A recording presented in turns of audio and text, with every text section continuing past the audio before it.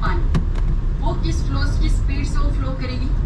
Andesite I will take as a honey, वो अगर हनी को यहाँ से गिरे, अगर मैं गिराऊं, मर्क्यूरी को गिराऊं और पानी को गिराऊं, तो तीनों की जो स्पीड होगी फ्लो होने की, तो हम देख सकते हैं कि मर्क्यूरी सबसे फास्टेस्ट होगा, then the water and then the Honey.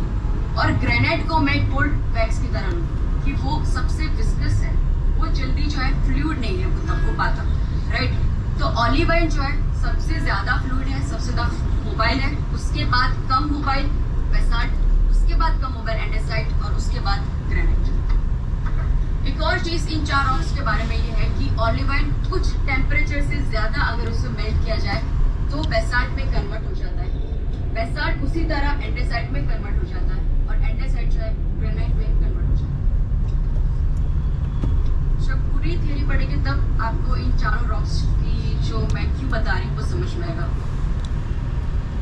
Plates जो मैंने बताया कि लिथोस्फीयर के छोटे छोटे चंक्स जो है, हमें उसे प्लेट्स कहते हैं, वो प्लेट्स जो है अर्थ पर हमारी जो बनी हुई है उनमें इंटरेक्शन, बहुत ट्रैफिक है गाइस, कन्वेक्शन सेल है, उनकी राइजिंग लिम्ब है, डिसेंडिंग लिम्ब्स है, इनकी वजह से वो डाइवर्ज होते हैं, कन्वर्ज होता है। तो इस इंटरेक्शन की जो टाइप्स है, इन टाइप्स में उन्होंने डिवाइड किया है। एक है डाइवर्जेंट बाउंड्री, यानी कि 2 प्लेट्स जो है एक दूसरे से डाइवर्ज हो रही है, अलग जा रही है, तो उसे हम डाइवर्जेंट बाउंड्री कहेंगे। अगर 2 प्लेट्स जो है एक दूसरे से कन्वर्ज हो रही है, एक दूसरे से नजदीक आ रही है, कोलिजन हो रहा है उनके बीच में, तो उसे कन्वर्जन बाउंड्री कहेंगे। अगर 2 प्लेट ना ही एक दूसरे से नजदीक आ रही है या दूर जा रही है, लेकिन एक दूसरे से सिर्फ पास हो रही है, तो उसे हम ट्रांसवर्स बाउंड्री, स्लिप ऑफ पास होगी, उसे हम ट्रांसवर्स बाउंड्री कहेंगे। ठीक है। सबसे पहला इंटरेक्शन अब हम देखते हैं डाइवर्जेंट बाउंड्री।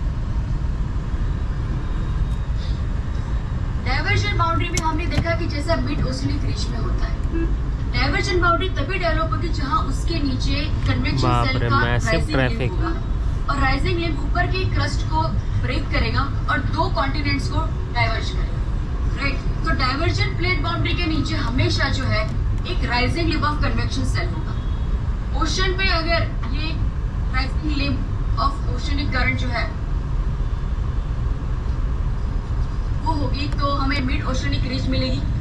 लेकिन अगर कॉन्टिनेंट्स पे होगी तो क्या होगा, हमने देखा ओशियनिक क्रस्ट जो है भाई कैसा ट्रैफिक लगा कर रखा है, जाने नहीं दे रहा। यहाँ पे वोल्केनिज्म होगा, बेसाल्टिक जो है बाहर आएगा। इंटरव्यू मैंने कहा था ओलिवाइन रॉक्स होता है, ओलिवाइन रॉक्स जब ऊपर आता है एक टेम्परेचर से ज्यादा उसका मेल्टिंग हो जाता है, और जब बाहर आता है तब वो बेसाल्ट बन जाता है।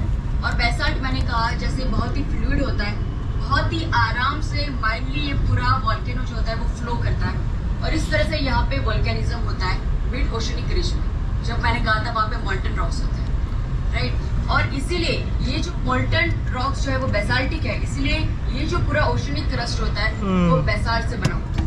ओशनिक क्रस्ट हमेशा बेसाल्ट से बना होता है। बहुत बोरिंग लग रहा होगा गाइस आप लोग को भी। इस तरह के कन्वेक्शन सेल जो है एंड कर देता हूँ। लैंड के नीचे जो है वो डेवलप होते हैं